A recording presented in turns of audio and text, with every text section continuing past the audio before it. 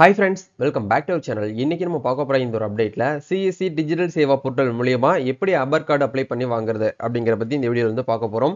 Video வந்து skip பண்ணாம ஃபுல்லா பாருங்க. வீடியோக்குள்ள போறதுக்கு முன்னாடி இப்பதான் நம்ம சேனலை நீங்க ஃபர்ஸ்ட் டைம் பாக்குறீங்க அப்படின்னா இந்த வீடியோக்கு கீழ இருக்கக்கூடிய ரெட் கலர் சப்ஸ்கிரைப் பட்டனையும் பக்கத்துல இருக்கக்கூடிய இந்த பெல் பட்டனை கிளிக் பண்ணி ஆல்ங்கறத எனேபிள் பண்ணி வச்சுக்கோங்க.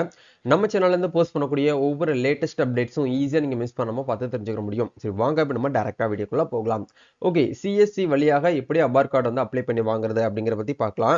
அதுக்கு ஃபர்ஸ்ட் ஆஃப் ஆல் நீங்க பண்ண வேண்டிய விஷயம் உங்களுடைய CSC டிஜிட்டல் சேவா போர்ட்டல் வந்து லாகின் பண்ணி வச்சுக்கோங்க. லாகின் பண்ணீங்கன்னா உங்களுக்கான டாஸ்க் வந்து இப்படி தான் இருக்கும். இந்த இடத்துல மேல சர்ச் பாக்ஸ்ல வந்து அபார் அப்படின்னு சொல்லிட்டு சர்ச் பண்ணுங்க. APAAR அப்படின்னு சொல்லிட்டு நீங்க சர்ச் பண்ணீங்க அப்படின்னா உங்களுக்கு இந்த இடத்துல APAAR ID registration for higher education சொல்லிட்டு ஒரு லிங்க் இருக்கும்.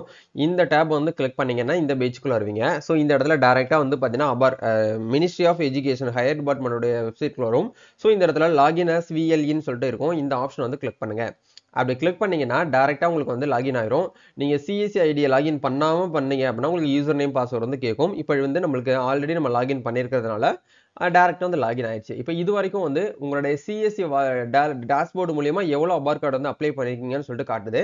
இப்போ நம்ம இப்போ வரைக்கும் வந்து ஒரு கார்டு வந்து போட்டிருக்கோம். இப்போ நியூ ரெஜிஸ்ட்ரேஷன் வந்து பண்ணணும் அப்படின்னா உங்களுக்கு இந்த இடத்துல ரெஜிஸ்டர் ஃபார் அபார் ஐடின்னு சொல்லிட்டு ஒரு ஆப்ஷன் கொடுத்துருக்காங்க. அதை வந்து கிளிக் பண்ணுங்க. அப்படி கிளிக் பண்ணும்போது நம்ம டைரக்டா வந்து பார்த்தீங்கன்னா டிஜிலாக்கருங்கிற வெப்சைட்டுக்கு போகும். டிஜிலாக்கர்ல அந்த ஸ்டூடெண்ட்ஸ்க்கு வந்து ஏற்கனவே அக்கௌண்ட் இருக்கு அப்படின்னா டைரக்டா மொபைல் நம்பர் கொடுத்து நீங்க லாகின் பண்ணிக்கலாம். இல்ல அக்கௌண்டே இல்ல அப்படிங்கிற பட்சத்தில் நீங்க சைன் அப் அப்படிங்கிற ஒரு ஆப்ஷன் இருக்கும். இந்த ஆப்ஷன் கொடுத்து நீங்க வந்து சைன் அப் பண்ணிக்கணும். இப்போ இந்த ஸ்டூடெண்ட்ஸ்க்கு வந்து ஏற்கனவே வந்து அக்கௌண்ட் வந்து இருக்கு அப்படிங்கிற பட்சத்தில் நம்ம என்ன பண்ண போறோம்னா யூசர் நேம் பாஸ்வேர்ட் போட்டு நம்ம டைரக்டா வந்து பின் நம்பர்லாம் அத்தன்டிகேட் பண்ணி கன்சென்ட் பண்ணி நம்ம வந்து சைன் இன்ங்கிற ஆப்ஷன் வந்து கொடுத்துறோம்.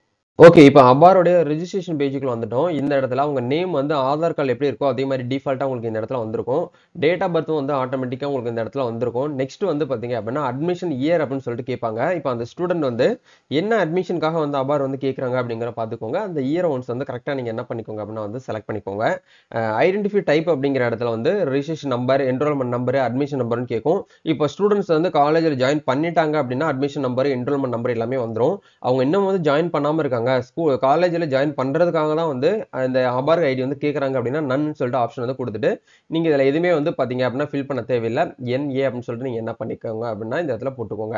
போட்டுட்டு இந்த இடத்துல செலக்ட் ஸ்டேட் அப்படிங்கிற இடத்துல அவங்க வந்து என்ன ஸ்டேட்டோ அந்த ஸ்டேட்டை வந்து கேட்டிருப்பாங்க. அதை கரெக்டா கொடுங்க.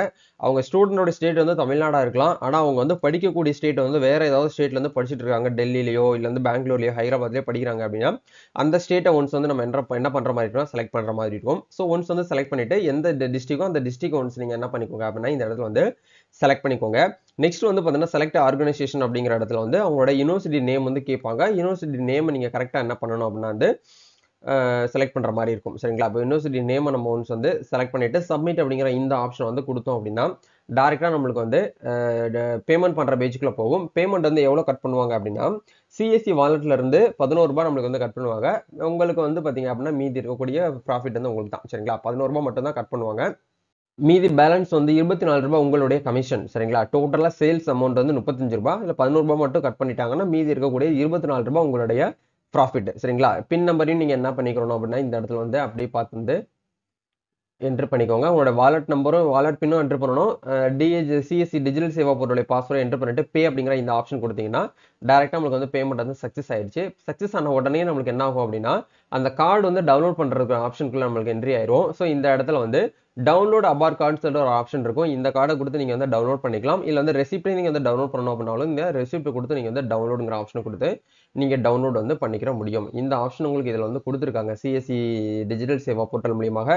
ஸோ இந்த மெத்தட் மூலியமா நீங்க என்ன பண்ணிக்கலாம் அப்படின்னா உங்களுடைய அபார் கார்டை இன்ஸ்டன்டா நீங்க அப்ளை பண்ணி வாங்கி வச்சுக்க முடியும். இதுதான் வந்து பாத்தீங்க அப்படின்னா ப்ரொசீஜர். ஸோ கண்டிப்பா இந்த ஒரு வீடியோ உங்களுக்கு ரொம்பவே ஹெல்ப்ஃபுல்லா இருக்கும்னு நினைக்கிறேன்.